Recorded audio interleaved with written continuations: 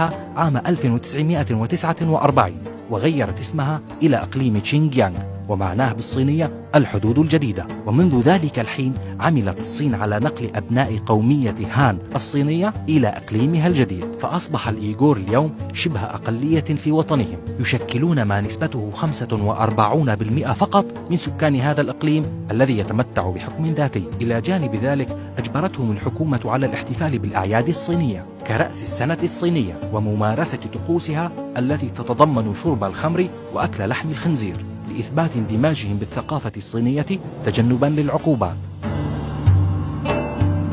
لكن ما عقوبة من يثبت عليه عكس ذلك؟ الإرسال إلى معسكرات اعتقال ضخمة أنشأتها الحكومة الصينية بحجة مكافحة التطرف، وسمتها معسكرات إعادة التثقيف.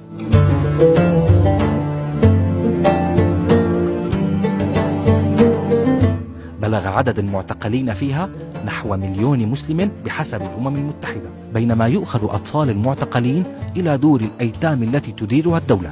أما بقية العوائل التي لم تعتقل فتخضع لنظام مراقبة بكاميرات توضع في منازل الإيغور وشوارعهم ومطاعمهم وأماكن عملهم، إلى جانب تقنيات التعرف إلى الصوت والوجه وبرامج التجسس التي يجبرون على تحميلها في هواتفهم المحمولة، وأخذ عينات من الحمض النووي لجميع الإيغور، إضافة إلى شبكات من الجواسيس المحليين الذين جندتهم الحكومة للوشاية بهم. فأصبح هذا الإقليم مسرحا لأشد العمليات الأمنية قمعا في العالم. فمباركة على الإنترنت بمناسبة دينية كعيد الفطر قد ترسلك إلى أحد مراكز الاعتقال هذه.